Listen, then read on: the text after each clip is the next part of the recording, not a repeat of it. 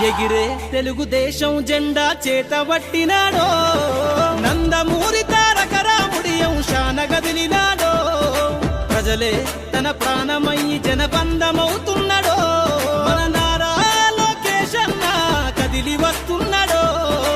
ఎగిరే తెలుగుదేశం జెండా చేతబట్టినాడో, నందమూరి తారక రాముడి అంశాన గదిలినాడో, ప్రజలే తన ప్రాణమయ్యి జనబంధమవుతున్నాడో, మన నారా లోకేష్ అన్న కదిలి వస్తున్నాడో.